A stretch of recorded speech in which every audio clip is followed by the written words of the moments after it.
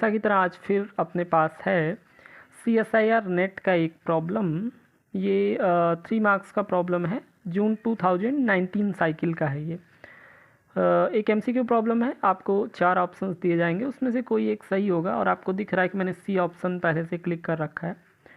यहाँ पे मैंने एक स्टार भी बनाया है और एज यूजुअल जैसे आपको पता है कि जब हम प्रॉब्लम के साथ डील करते हैं तो उन इन्फॉर्मेशंस को जो स्टैंडर्ड रिजल्ट्स होते हैं हम स्टार्ड इन्फॉर्मेशन कहते हैं, और फ्यूचर रेफरेंस में ऐसी प्रॉब्लम को डील करते समय उसको हम याद रखते हैं।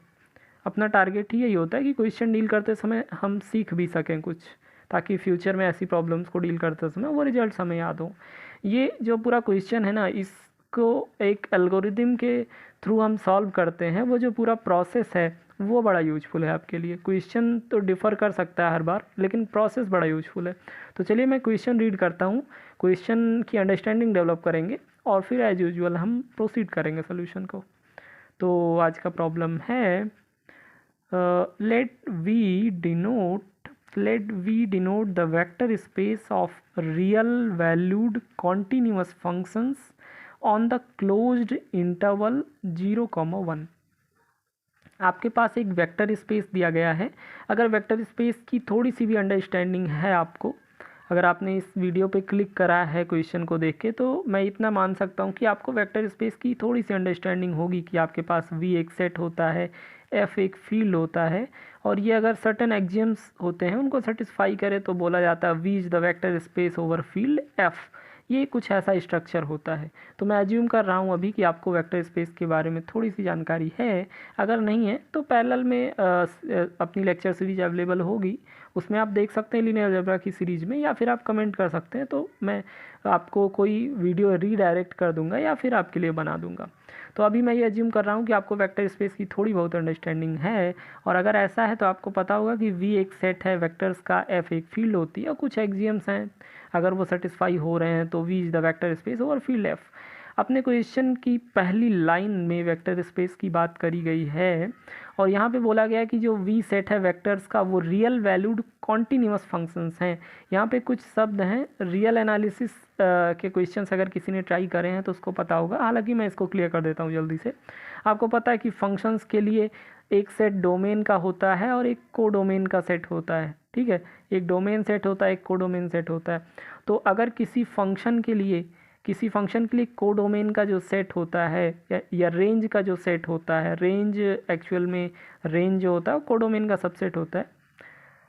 तो किसी फंक्शन के लिए डोमेन और कोडोमेन दो सेट्स बेसिकली होते हैं, और अगर आपका जो कोडोमेन का सेट है वो रियल नंबर्स का सेट हो जाए, अगर कोडोमेन का सेट रियल नंबर हो जाए तो ऐसे फंक्शंस को आप बोलते हैं रियल वैल्यूड, यानी कि ये जो वैल्यू असाइन कर रहा है, आउटपुट में दे रहा है, वो रियल वैल्यूज हैं। तो ऐसे फंक्शन जिनके लिए कोडोमेन रियल हो जाए वो रियल वैल्यूड फंक्शंस बोले जाते हैं। और कॉन्टीन्यूटी तो एक बड़ा टर्म है, इसके बारे में आपको अंडरस्टैंडिंग होगी कि कंटिन्यूअस फंक्शंस कैसे फंक्शंस होते हैं। तो बेसिकली बात क्या है, आपको एक ऐसे वेक्टर स्पेस के बारे में बातचीत करनी है जो कि V उसमें जो है वो set of real valued functions है। रियल वैल्यूड मतलब क्या है कि उसका कोडोमेन या रेंज रियल नंबर है, ठीक है।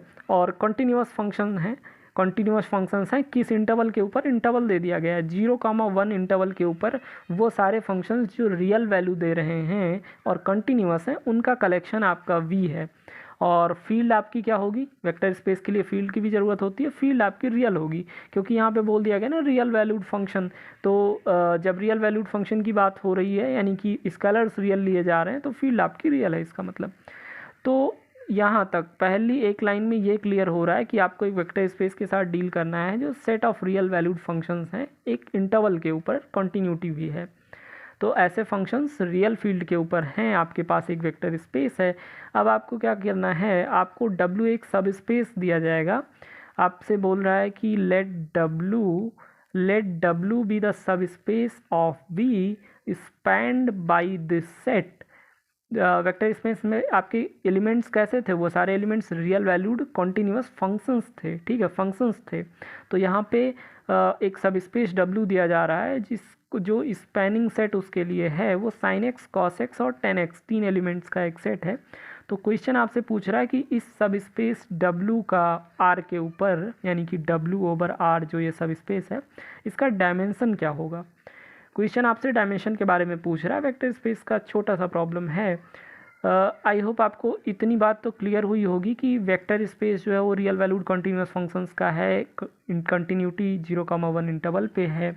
तो ये V आपका V/R ये जो स्पेस है कंटिन्यूअस फंक्शंस का, रियल वैल्यूड कंटिन्यूअस फंक्शंस का, इसके अंदर W एक सब स्पेस है, W एक सब स्पेस है और आपको इस सब स्पेस की डायमेंशन बतानी है। क्या बताना है आपको? इस सब स्पेस की डायमेंशन बतानी है।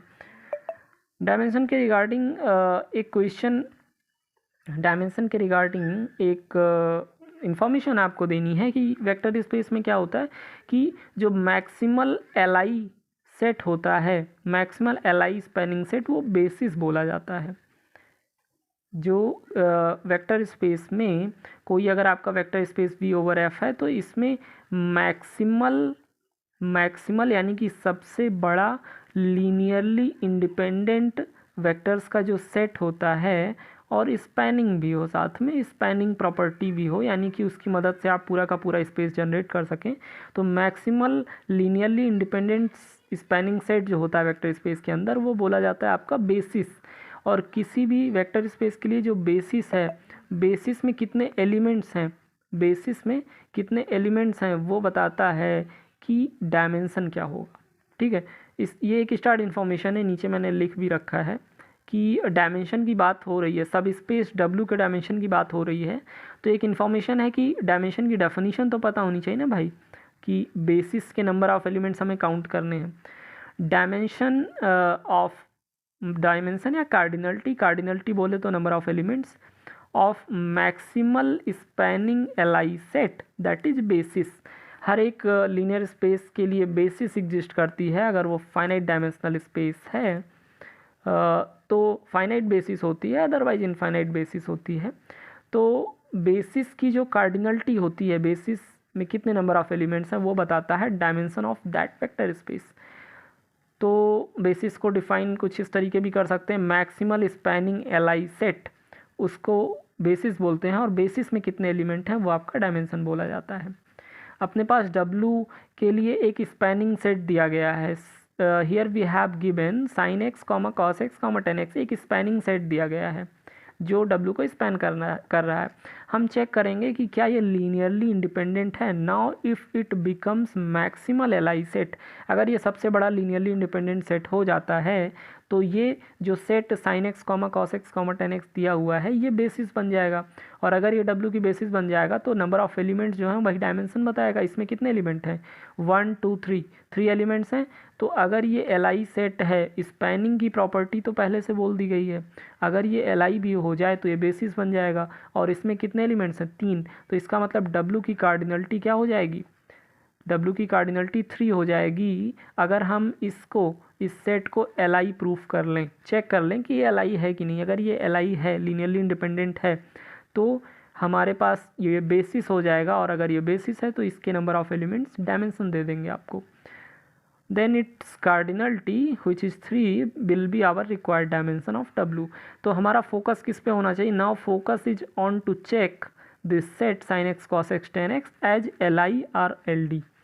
तो बेसिकली इस throughout the question CSIR कर क्या रहा है, वो आपसे ये पूछना चाह रहा है कि अगर आपको एक फंक्शंस के रियल वैल्यूड कॉन्टीन्यूअस फंक्शंस एक इंटरवल पे डिफाइन है, अगर फंक्शंस के स्पेस के अंदर कोई सबसेट आपको दे दे, ये एक सबसेट दे दिया गया ना, अगर कोई सबसेट दे दे तो क्या आप उसको चेक कर पाएंगे कि ये LI है कि LD है, लीनियरली इंडिपेंडेंट है या लीनियरली डिपेंडेंट है। इस क्वेश्चन की थीम बस इतनी सी है कि CSIR चेक करना चाह रहा है कि space of real valued continuous functions के अंदर अगर आपको एक सेट दे दिया जाए तो आप उसको LI और LD कैसे चेक करेंगे। अगर क्वेश्चन में आपको क्या बोला था, W सब स्पेस के लिए स्पैनिंग सेट दे दिया और बोला डायमेंशन बताइए, आपको डायमेंशन की डेफिनेशन याद है कि ये मैक्सिमल LI सेट होता है। ठीक है, मैक्सिमल LI सेट होता है। आपने देखा कि ये स्पैनिंग सेट स्पैन तो कर ही रहा है, अगर ये LI यानी कि लीनियरली इंडिपेंडेंट हो जाए तो ये बेसिस हो जाएगा, और बेसिस है तो नंबर ऑफ एलिमेंट्स इसके 3 हैं, आंसर सही हो जाएगा। लेकिन अपना टारगेट क्या है, पहले हमको ये चेक करना पड़ेगा कि ये सेट आपका लीनियरली इंडिपेंडेंट है या नहीं है। तो इसके लिए एक बहुत अच्छा एल्गोरिदम हमने डेवलप करा है कि फ्यूचर में भी जब कभी भी आपको फंक्शंस के स्पेस के साथ डील करना हो और आपको एलआई लीनियरली इंडिपेंडेंट की प्रॉब्लम हो तो आप इस एल्गोरिदम को फॉलो कर सकते हैं। ये स्टार्ट इन्फॉर्मेशन है और अपना टारगेट भी यही है कि आप इसको याद रखें फ्यूचर रेफरेंस के लिए।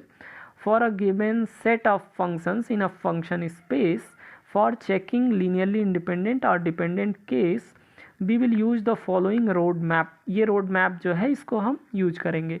सबसे पहले अपने पास जो सेट दिया होता है किसी भी प्रॉब्लम में, सपोज करो कि एफ एक्स जी एक्स ऐसे ढेर सारे फंक्शंस दिए होते हैं एक सेट के अंदर और बोला जाता है कि चेक करो कि ये एल आई है या एल डी है। ठीक है, तो सबसे पहले हम क्या करेंगे, सबसे पहले try to find scalars, non zero scalars a b such that कि अगर आप a f x plus b g x, अगर उन स्केलर्स से आप इन फंक्शंस का लीनियर कॉम्बिनेशन लिखें और वो जीरो हो जाए।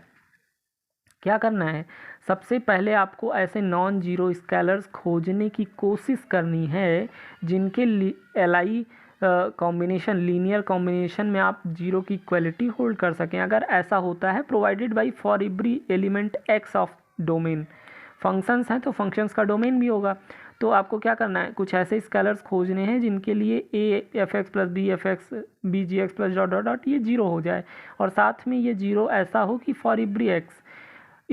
इस कंडीशन को कुछ इस तरीके से समझ सकते हैं, मानिए कि किसी एक क्वेश्चन में आपसे बोला जाता है कि sine x comma cos x, किसी क्वेश्चन में अगर बोला जाए कि ये सेट दे दिया गया sine x comma cos x और चेक करिए कि ये एल आई है कि एल डी है, तो आपको मैंने क्या बोला, सबसे पहले try to find non zero scalars a b c d, जितने फंक्शंस हैं उतने स्केलर्स आप खोजने की कोशिश करिए जिनके लीनियर कॉम्बिनेशन की वैल्यू जीरो आ जाए और वो लीनियर कॉम्बिनेशन सेटिस्फाई हो रहा हो फॉर एवरी एलिमेंट एक्स। आपको एक चीज़ याद है, सॉरी इसको साइन स्क्वायर एक्स और कॉस स्क्वायर एक्स कर लेते हैं। ठीक है, मान लीजिए आपको एक सेट दिया गया है साइन स्क्वायर एक्स और कॉस स्क्वायर एक्स और आपको चेक करना है कि वो एल आई है कि एल डी है। तो आपको सीधे सीधे दिख रहा है एक आइडेंटिटी होती है ट्रिग्नोमेट्री की, एक प्रॉपर्टी होती है ना, sine square x plus cos square x, sine square x plus cos square x equals to 1, ये एक प्रॉपर्टी होती है ना। तो थोड़ा सा यहाँ पे मॉडिफाई कर लेते हैं सेट को, 1 को भी साथ में लेते हैं। अपने पास तीन फंक्शंस हैं sine square x cos square x और 1, तो आपको एक आइडेंटिटी याद है sine square x plus cos square x equals to 1।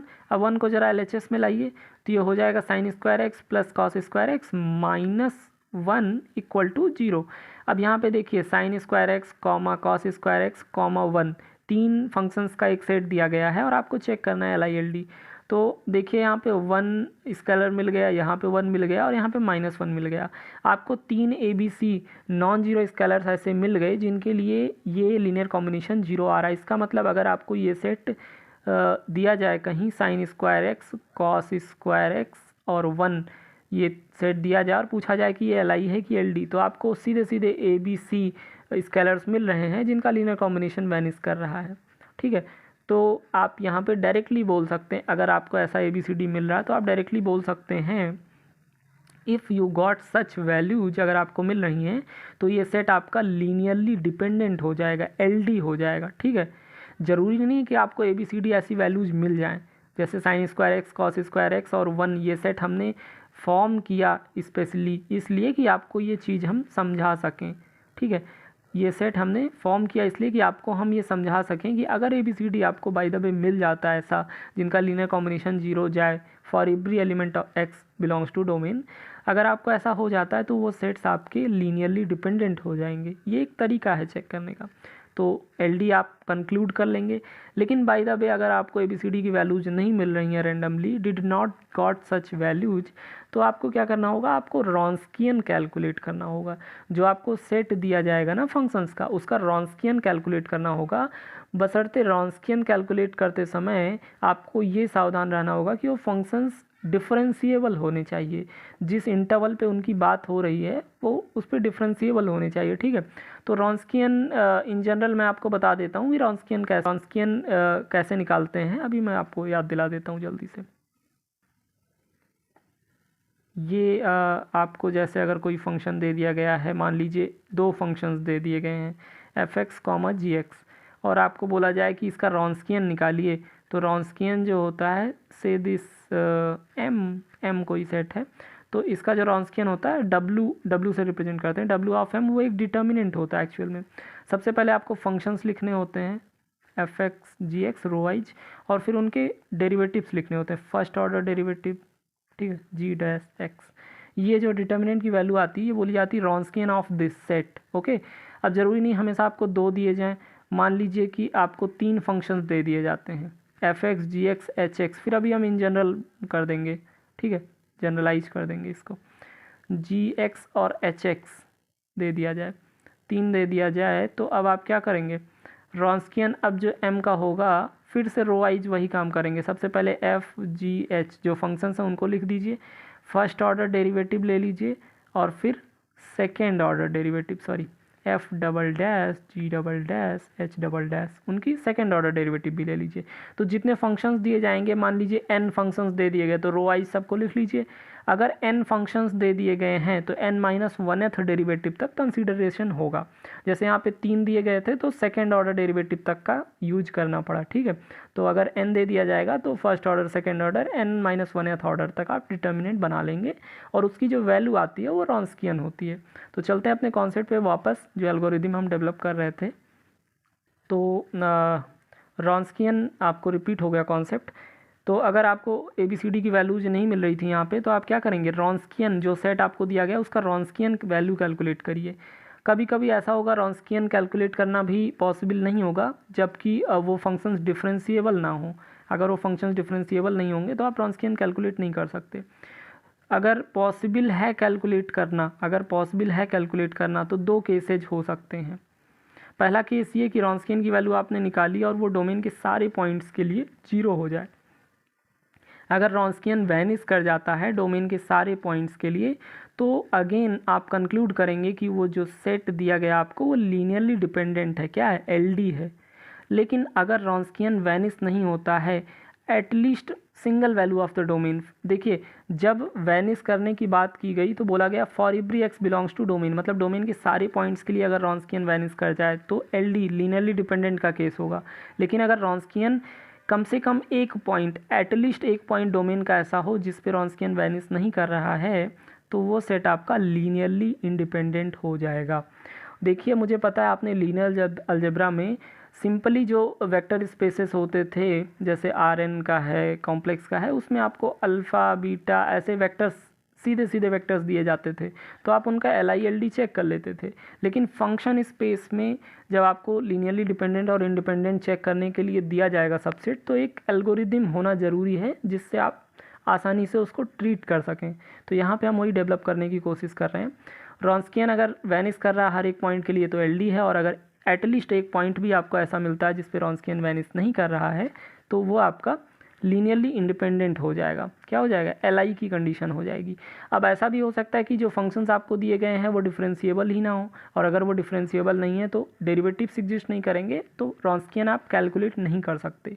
तो अगर रॉन्स्कियन कैलकुलेट नहीं कर सकते तो ये वाला रास्ता तो ख़त्म हो जाएगा, तो फिर आप इसको फॉलो करेंगे। If it's not possible to calculate the Wronskian, तो आपको क्या करना है कि कुछ वैल्यूज x की अज्यूम करिए, जैसे कि आपको सेट दे दिया जाए sin x, cos x, इसको चेक करना आपको LI है कि LD नहीं है। और by the way sin x cos x तो आपका डिफरेंशिएबल होता है, मॉडुलस जो होता है मॉड फंक्शन, ये 0 पे डिफरेंशिएबल नहीं होगा ना, पीक बनता है। तो अगर sin x mod x दे दिया जाए, तो अब देखिए mod x तो डिफरेंशिएबल नहीं है, तो इसका रॉन्स्कियन तो आप निकाल नहीं सकते। क्या करेंगे, अब आप x की कुछ वैल्यूज, x को एक बार 0 रख लीजिए, 1 रख लीजिए, ऐसे वैल्यूज रखिए और लीनियर कॉम्बिनेशन पहले लिख के AFX BGX 0 करिए, और फिर अलग अलग वैल्यूज रखिए और उन वैल्यूज की मदद से स्केलर्स को कैलकुलेट करिए। अगर वो जो स्केलर्स हैं वो सारे वैनिश कर जाते हैं, अगर वो सारे स्केलर्स वैनिश कर जाते हैं, तो आपका जो सेट गिवन है वो लीनियरली इंडिपेंडेंट हो जाएगा।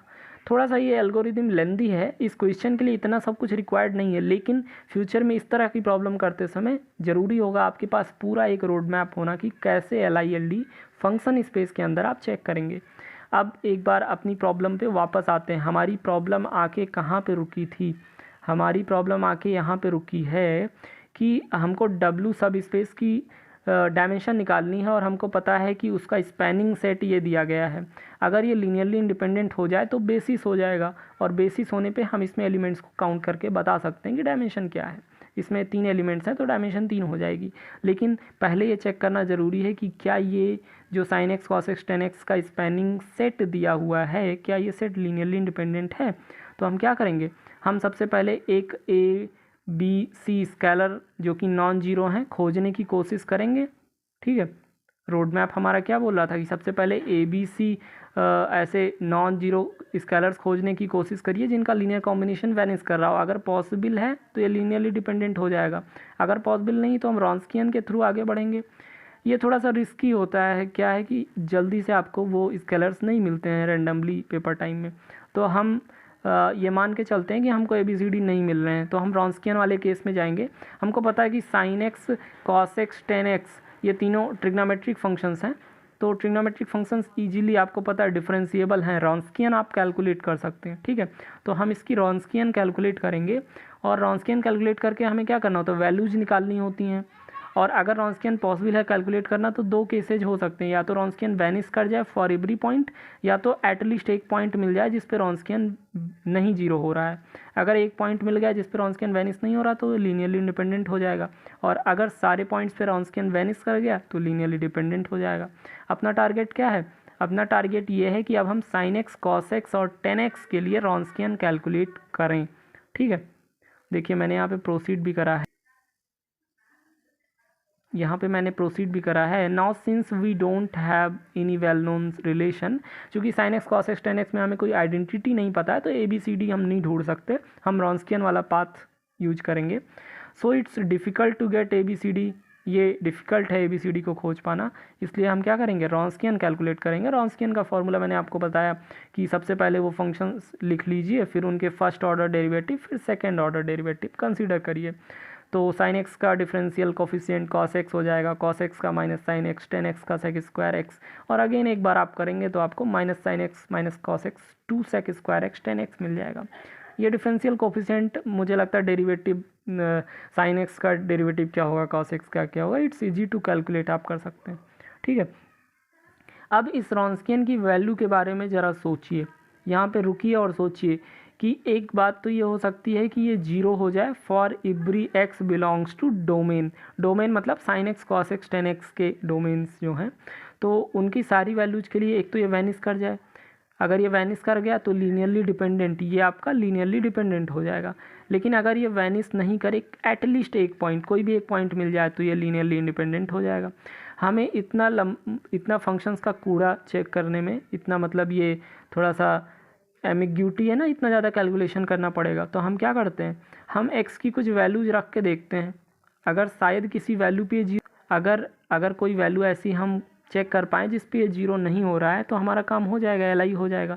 Since it's clearly visible that W is not equal to zero, हमें दिख रहा है कि ये जीरो नहीं होने वाला है आसानी से, डिटर्मिनेंट। तो हम क्या करते हैं, कोई एक x लेके देखते हैं। तो सबसे आसान तो वैल्यू जीरो पे है, तो ज़रा हम x को जीरो रख लेते हैं। अगर x को जीरो रख लेते हैं तो sin zero cos zero tan zero सबकी वैल्यूज पुट करेंगे जल्दी जल्दी।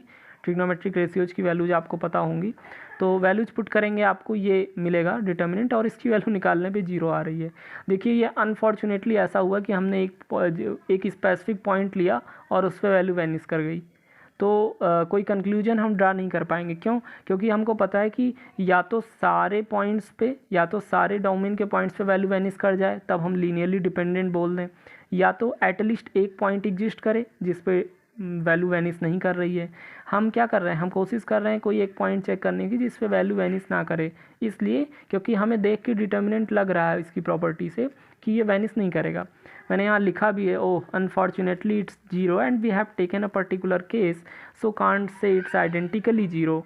हमने लिखा है कि अनफॉर्चुनेटली ये जीरो आ रहा है, तो कोई प्रिडिक्शन हम नहीं कर सकते। ज़रा π/4 पे चेक करते हैं।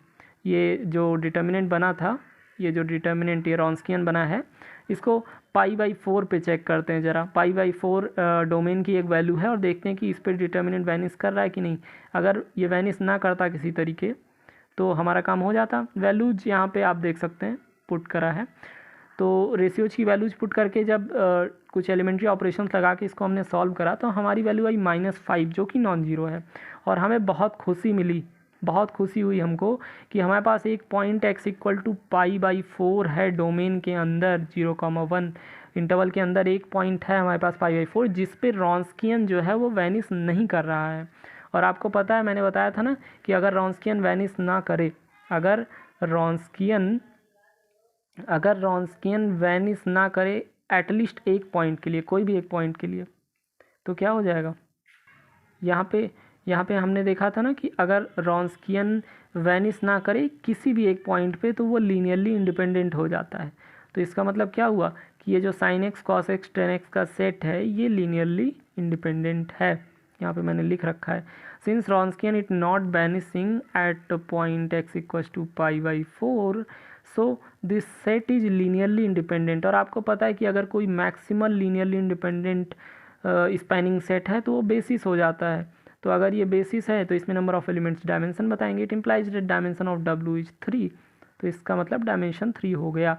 और आपका MCQ प्रॉब्लम में एक ही ऑप्शन सही होता है, आपने डायरेक्ट आंसर कैलकुलेट कर लिया है, आपका आंसर है 3। तो क्या करना है, ढूंढिए 3 कहाँ पे है और उसको टिक कर दीजिए। ऑप्शन सी में 3 है, ये आपका करेक्ट ऑप्शन है।